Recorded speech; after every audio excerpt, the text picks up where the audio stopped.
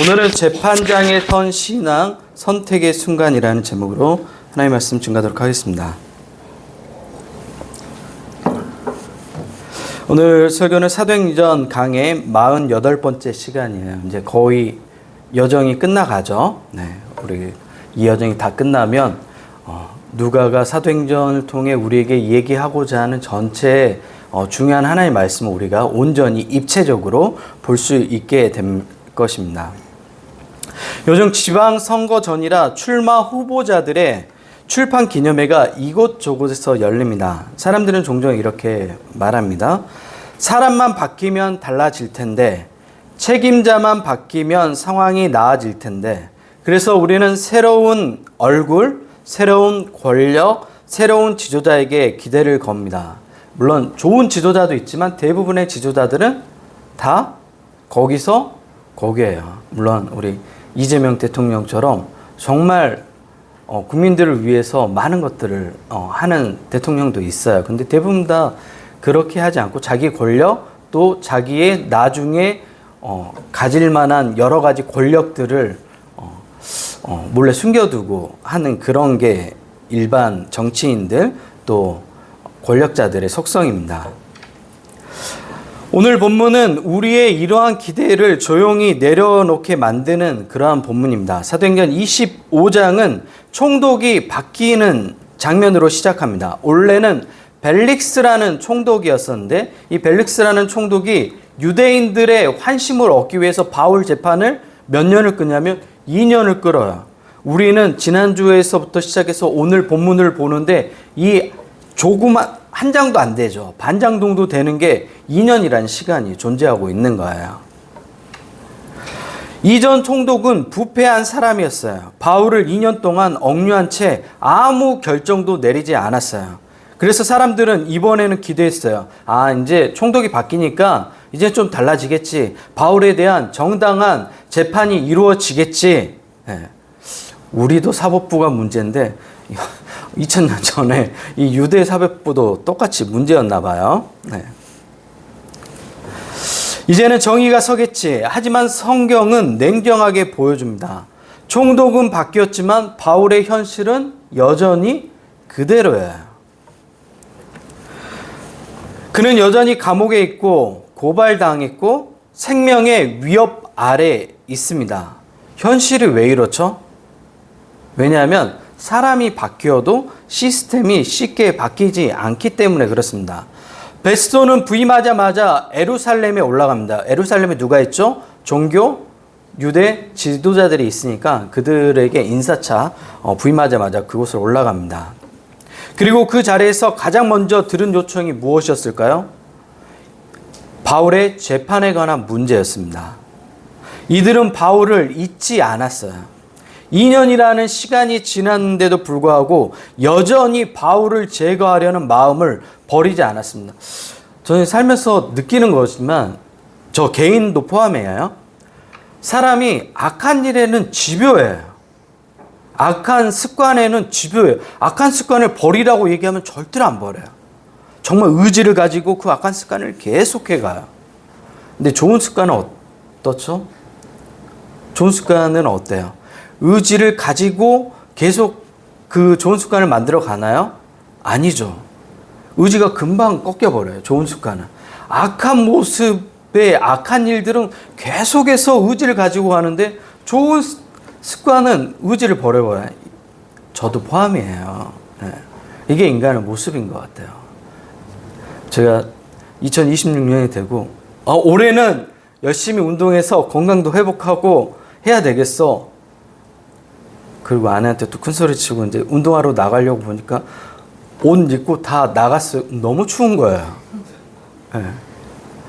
아니 날씨가 추워 진짜. 밤에 정말 추워. 그리고 우리 중랑천은 바람이 굉장히 많이 불어요. 그래서 나갔다가 도로 들어왔어요. 너무 추워서. 우리는 왜 이렇죠? 말로만 하나 봐요. 근데 이게 악한 일들 하는 사람들은 계속해서 의지를 가지고 이 일이 될 때까지 해요. 참 인간이 가진 아이러니한 모습인 것 같아요. 겉으로 보면 대제사장과 유대 종교 지도자들의 요청은 정당해 보였습니다. 정식 재판을 하게 해달라고 요청해요. 그리고 어디서 재판을 하게 해달라면 예루살렘에서 하게 해달라고 얘기해요. 그런데 예루살렘에서 재판을 하면 어떤 상황이 벌어질까요? 바울을 가이사랴에서 예루살렘으로 옮기는 도중에 또 바울을 암살하려고 하는 거예요. 이 꼼수가 숨겨져 있었던 거예요. 이 사실을 예루살렘에 있을 때 누가 얘기해 줬냐면 바울의 누나의 아들, 그러니까 조카가 얘기를 해줬어요. 전에 경험이 있으니까 이 요청을 이제 바울에게 이야기하면 바울이 따를까요? 안 따를까요? 안 따르죠. 왜? 자기를 죽이려는 음모라는 것을 바로 알기 때문에. 성경은 분명히 말합니다. 그 요청 뒤에 매복과 살해 음모가 숨어 있다고. 여러분, 이 장면은 우리에게 불편한 진실을 하나 보여주죠. 종교가 언제든지 어떠한 모습을 가질 수 있냐면 폭력적인 얼굴을 가질 수 있다는 사실을 우리에게 보여줍니다. 사실 멀리서 찾을 필요도 없죠. 우리도 극우 형태 기독교인들에게서 이 모습을 찾을 수 있습니다. 그들은 하나님의 형상을 지닌 인간에 대해서 혐오하도록 만들고 그리고 심지어 그들을 죽여도 된다고 너무 쉽게 이야기합니다. 예수님께서 가장 많이 말씀하셨던 게 뭐냐면 사랑이에요, 사랑. 근데 그 사랑이 사라져 버린 거죠. 그 기독교인들의 모습을 통해서 이런 폭력적인 모습을 우리는 목도하게 됩니다. 하나님의 이름을 부르면서 정의도 말하고 그러면서 정작 뭘 꾸미고 있죠? 사람을 죽일 계획을 세울 수 있다는 것이 종교의 어두운 면이에요.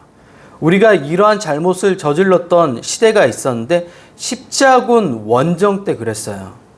십자군 원정은 굉장히 거룩한 명분을 가지고 시작했어요. 어떤 명분이었냐면 예루살렘, 그 곳을 우리가, 그 성지를 우리가 되찾자라고부터 시작됐는데 그 되찾는 과정에서 어떤 일이 있었냐면 여성들을 십자군들이 무참히 짓밟았어요. 성폭행하고 또 마을들을 지나면서 어떻게 했냐면 그 마을을 초토화시켰어요. 그리고 그 마을에 있는 식량부터 시작해서 좋은 재산들은 다 빼앗았어요. 십자군의 이름으로 자행됐던 끔찍한 일이에요. 기독교가 두고두고 반성하는 일이에요. 종교의 이면의 어두운 면인 거예요. 근데 이러한 사실들을 반추하지 않고 뒤돌아보지 않고 계속 나아가면 종교는 극단으로 가는 거예요. 그래서 제가 항상 경고하는 거예요. 한국교회는 그러면 안 된다. 근데 한국교회가 그 길로 가고 있고 1930년대 독일에서 있었던 나치들이 기독교하고 결합했거든요. 그것을 지금 똑같이 하고 있어요. 그래서 저 너무 걱정이에요. 예. 유나 유빈이가 살아갈 세상이 그런 세상이면 안 되잖아요. 우리야 이제 다 우리는 아니죠. 네. 저 포함해서 저보다 누님들은 살 만큼 살았잖아요. 예. 나라가 어떻게 되든 한 20년 살면 우리 뭐 요양병원 가서 그 다음부터 뭐 관심도 못 가져요. 인지적 능력이 제대로 있을지도 모르는데. 근데 아니라고. 예원이나 얘네들은 이 땅에서 두 발 딛고 한참을 살아가야 되잖아요. 앞으로 60년을 더 살아야 될 텐데. 그래서 우리가 좋은 세상을 자녀들에게 물려줘야 됩니다. 베스도는 유대인의 환심을 사려고 굉장히 많은 나쁜 짓을 저질렀습니다. 베스도는 정의를 몰랐던 사람이 아니에요. 그러나 정의보다 더 중요하게 여긴 것이 있었는데 자기의 정치적인 안정, 자기 자리, 사람들의 평가였습니다. 여러분, 정의가 가장 쉽게 무너질 때가 언제인 것 같아요? 우리도 정의가 무너지는 것들을 살면서 경험하잖아요. 정의가 언제 무너지죠? 학교에서 아이들이 가장 먼저 경험한 것은 학교 폭력으로 일어났을 때 선생님이 공정하게 평가해주지 않을 때 아이들은 선생님에 대해서 굉장히 거부감을 느끼게 돼요. 그 이후로부터는 학교를 가고 싶어 하지 않아요. 왜냐하면 선생님이 학교에서는 어떤 존재예요? 아이들에게는 가장 공정하다고 믿는 존재란 말이에요. 근데 그 선생님이 가정 형편이 좋거나 사회적 지위가 있는 그런 부모를 둔 배경에 아이의 편을 든다고 생각해 봐요. 그럼 어떻게 되겠어요? 그 아이는 평생 상처를 입는 거예요. 그 어린 마음에. 예. 그리고 이런 일들은 계속 일어나죠. 예. 성인이 되고 난 이후에는 어떻게 일어나죠? 법적인 처분을 받아야 되는데 누군가에게 지인이 아는 사람이 있어. 그래서 오히려 내가 가해자가 돼버린 경우도, 그런 경우가 많아요. 또 분명히 상대방이 잘못했는데 검찰이 기소를 안 하면 우리나라는 재판이 절대로 안 이루어지는 구조예요. 그래서 기소를 안 해요. 사건은 분명히 접수됐는데. 그런 경우도 많아요. 네. 현실적인 선택이라는 이름으로 타협할 때 정의는 무너져 내립니다. 환심을 사려는 판단이 들어온 순간 정의는 이미 방향을 잃습니다. 베스도도 바울에게 이렇게 묻죠. 예루살렘으로 올라가서 재판을 받겠느냐. 마치 바울에게 제안하는 것처럼 보이지만 유대인들이 제안한 것을 어떻게 해요? 바울에게 간접적으로 이야기하고 있는 거예요. 이 질문은 선택권을 주는 질문처럼 보이지만 사실은 책임을 떠넘기는 질문입니다. 문제를 해결하려는 질문이 아니라 문제를 다른 자리로 이동시키려는 질문입니다. 바울은 이 질문의 위험성을 정확히 알고 예루살렘으로 가는 순간 어떻게 되죠? 자기를 또 여전히 암살하려는 사람들에 의해서 자기가 죽게 될 것을 압니다. 바울이 그래서 단호하게 말합니다. 내가 가이사에게 상소하노라. 로마의 황제를 가이사라고 얘기하는데 그 가이사에게 상소하겠다고 얘기합니다. 이 말은 단순한 법적인 절차가 아니라 이 말은 신앙 고백이에요. 가이사에게 상소한다고 해서 나아질지 모르는 거예요. 왜? 어떻게 판결될지 몰라요. 여전히 유대 종교 지도자들이 로비를 할 수도 있는 거예요. 하지만 바울이 들었던 주님의 음성이 있었어요. 어떤 음성이죠?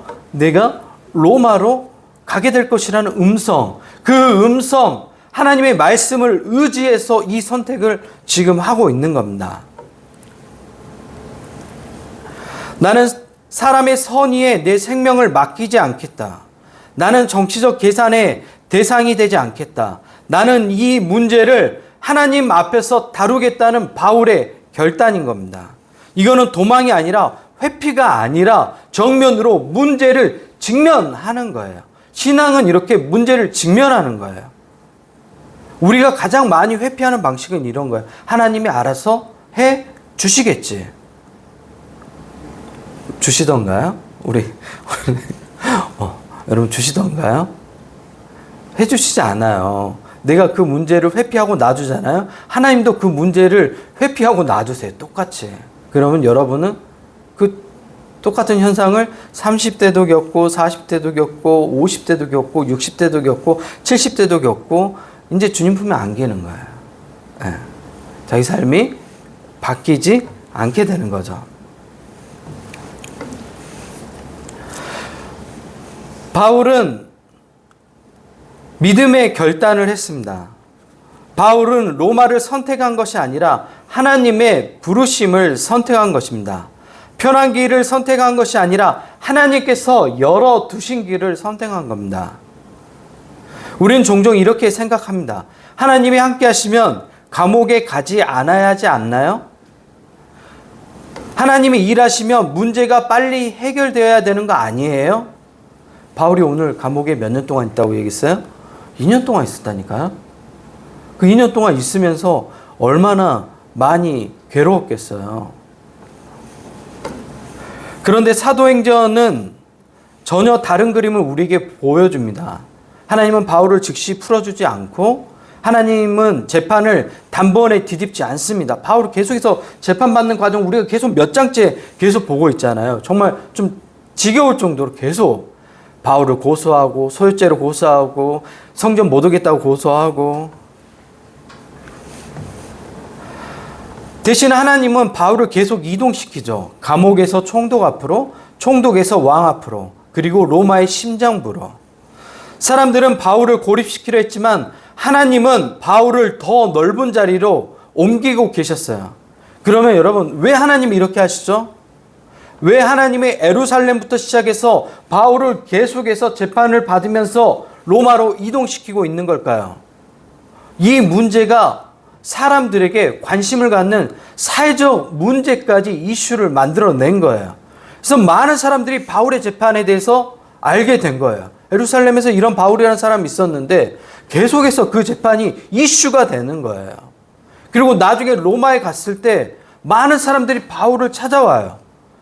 바울에 대해서 호의를 갖는 사람들은 예수님이라는 존재에 대해서 더 알고 싶어서 찾아오고, 바울에 대해서 적대적인 생각을 가진 사람들은 바울이 도대체 어떤 인물인지 알고 싶어서 바울을 계속 찾아와요. 부정적이든 긍정적이든 바울은 어떻게 됐든 유명한 스타가 된 거야. 세계의 재판이 된 거야. 이 세계의 재판에서 이기면 바울이 말한 내용이 진실일까요? 사실이 되는 거예요. 바울이 주장하는 게 뭐라고 얘기했죠? 딱 두 가지밖에 없어요. 예수님이 주와 그리스도가 되신다. 하나님께서 준비하신 계획인 거예요. 그리고 이 과정들을 통해서 바울이 많은 사람들을 만나는데 그 만나는 사람들마다 복음을 듣게 해요. 바울을 지키고 있었던 군사들은 어때요? 바울이 계속 복음 전하는 거 들어야 되잖아요. 그 중에 회심한 사람들도 많아요. 재판정은 바울을 침묵시키는 공간이 아니라 복음이 울려 퍼지는 공간이 되게 만들었습니다. 쉽지 않잖아요. 이 본문은 과거의 이야기로 끝나지 않습니다. 이 이야기는 오늘 우리의 삶으로 이어집니다. 우리의 신앙도 늘 재판정에 서 있는 것 같습니다. 우리는 매일의 선택의 기로에 서 있습니다. 조금만 타협하면 편해지는 자리에 대한 선택, 조금만 침묵하면 갈등을 피할 수 있는 자리, 조금만 물러서면 스스로 안전하다고 느끼는 자리, 어떤 형태로든 타협을 합니다. 제가 얘기했잖아요. 운동하러 나가야 되는데 우리 권사님도 제 몸을 보면서 걱정하고, 우리 집사님도 몸을 보면서 걱정하고, 우리 김영욱 사모도 몸을 보면서 걱정하고, 제 몸을 보면 한숨을 쉬어요. 그리고 여러분은 제가 이렇게 딱 갖춰진 모습에 굉장히 우아해 보이진 않지만 그래도 괜찮은 모습으로 서 있는 모습을 보잖아요. 근데 안에는 제가 집에서 반팔 티 입고 배가 이렇게 볼록 나와 있는 그 몸매가 모두 다 드러난 그 리얼한 모습을 보잖아요. 그러니까 한숨이 나오는 거죠. 그리고 제 배를 때려요. 많이 나와서 그런지 들어가라고 때리겠죠. 그 전문 용어로, 의학적인 용어로 복부 비만, 예언아. 진단명이야. 근데 타협하면 우리 삶이 바뀌지 않죠. 타협하면.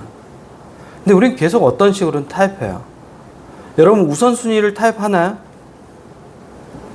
우선순위를 타협해버리면 삶이 망가지기 시작합니다.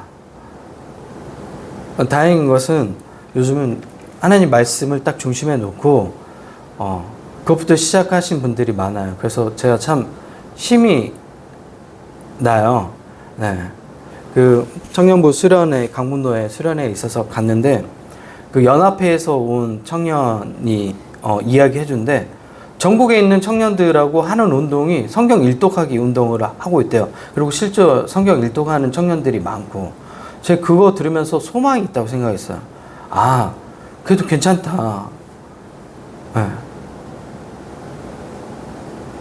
그런 것들을 삶의 우선순위의 기준을 놓고 청년들이 삶을 살아가면 어리석은 결정들을 하겠어요? 하나님 말씀으로 한 해 일독을 해 나가면서 살면 그 말씀이 내 안에 충만히 들어오면 그 말씀이 내 안에 뿌리 내린다. 제가 그 큐티를 잘 안 권하죠. 저랑 오래 해본 사람들은 아실 거예요. 큐티 세미나 할 때도 기존에 있던 큐티를 하지 말라고 얘기했고, 우리 교회 유튜브에 가보면 큐티를 어떻게 해야 되는지 그 정확한 방법론을 얘기해요. 왜 하지 말라고 하냐면 하나님 말씀을 실용적으로 이용하려고 하는 습관이 생겨버려요. 그래서 오늘 나에게 준 말씀, 오늘 나에게 준 말씀, 오늘 나에게 준 말씀. 그러면 자의적으로 해석해요. 근데 성경 읽기를 하면 어떻게 되냐면 하나님 말씀이 내 안에 내면적으로 축적돼요. 쭉. 그리고 정말 필요할 때 나와요. 그래서 제가 하지 말라고 얘기해요. 계속해서 나에게 주신 말씀 뭐지? 짜네요. 자기 스스로 막. 그러니까 해석이 어떻게 돼요? 자기가 원하는 방식으로 계속 해석돼요. 제가 얘기했잖아요. 성경 펼쳐진 거 나 이거대로 실천할 거야. 펼쳤는데 뭐예요? 가론 유다 본문이 나오는 거야. 또 아니야. 이거 잘못해서 또 펼쳤는데 속히 가서 행하라. 그 다음 나오고.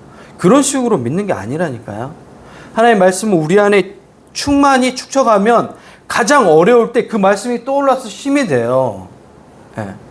말씀이라는 것은 그렇게 우리 안에 축적해 가야 되는 겁니다.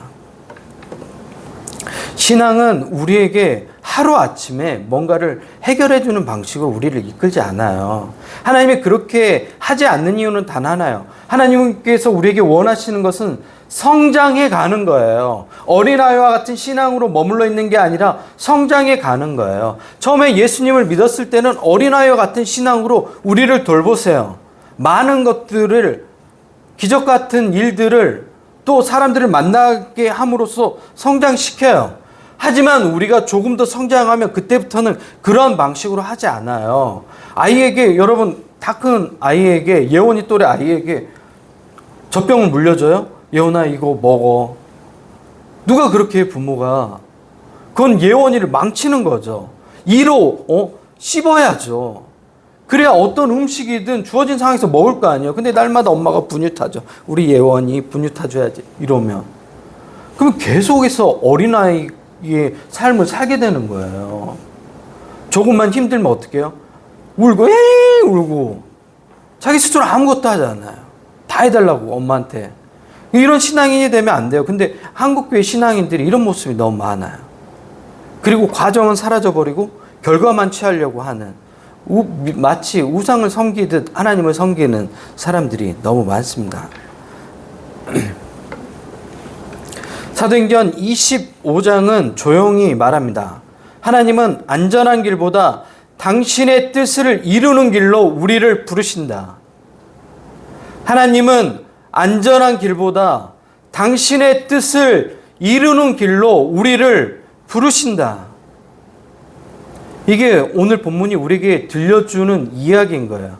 누가가 이 지루한 재판 과정을 다 소개하면서, 그 인물들을 소개하면서 들려주고 싶은 이야기가 이건 거예요. 그 길이 재판정을 통과하더라도 그 끝에는 반드시 하나님 나라가 기다리고 있다고, 이 믿음으로 오늘을 살아가는 저와 여러분이 이 소망을 보아야 된다고 이야기하고 있는 겁니다. 삶이 힘들죠. 제 수련회 하면서 청년들하고 소그룹을 했어요. 그래서 물어봐요. 제가 또 프로 질문러잖아요. 제가 질문 굉장히 많이 하죠. 질문을 많이 하는 이유는 생각하는 신앙인이 되라고 이야기하는 거예요. 그래서 질문을 해요. 어떤 질문을 할까요? 가장 기본적인 질문을 해요. 여러분, 하나님 말씀하고 여러분 현실하고 맞는 것 같아요? 아닌 것 같아요? 제 청년들 조 이렇게 있는데 6명에게 물어봤어요. 하나님 말씀하고 현실하고 맞는 것 같아요? 다른 것 같아요? 뭐라고 다 대답했을까요? 모두가 안 맞다고 얘기하는 거예요. 그래서 제가 질문을 바꿔봤어요. 여러분, 하나님 말씀이 틀린 것 같아요? 내 현실이 하나님 말씀하는 것에 대한 모습으로 살아가기 어려운 것 같아요. 하나님 말씀 자체가 틀린 것 같아요? 아니면 내 현실에 오류가 있는 것 같아요? 질문 어렵나요? 네. 그랬더니 다 하나님 말씀 맞는데 현실 안에서 오류가 있다고 생각하는 거예요. 현실 안에서 문제가 없으려면 하나님 나라의 모습이 그대로 있는 상황이 되어야 하나님 말씀이 현실에 100% 적용되는 거예요. 근데 하나님 말씀대로 살아가요? 모든 사람이 하나님 말씀대로 살아가요? 안 살아가죠. 심지어 우리도 안 살잖아요. 그런데 하나님 말씀하고 현실하고 맞을 거라고 어떻게 쉽게 얘기해요. 하지만 하나님 말씀은 당연히 맞죠. 예. 현실이 문제가 있는 거예요. 그 현실 안에서 살아가는 사람들이 문제가 있는 거예요. 선택에 있을 때 신앙이 우리의 선택을 선한 길로 이끌어갑니다. 그래서 선택을 할 때 신앙으로 선택하셔야 돼요. 그 어떠한 선택도, 그 작은 것 하나도 믿음의 선택을 할 때 하나님께서 그 길을 열어주시는 거예요. 계속해서 하나님이 원하시지 않는 선택을 하면서 하나님이 길을 열어주지 않는다고 투정하면 안 돼요. 내가 하나님이 원하시는 뜻 가운데 살지 않는데 하나님께서 내 삶을 축복해 주면 저주가 되는 거예요. 그거는 내 삶을 망치는 게 되는 거라고요. 오히려 네. 그렇게 하면 안 되겠죠. 우리 윤보름이라는 제 제자가 있어요. 지금 30살인데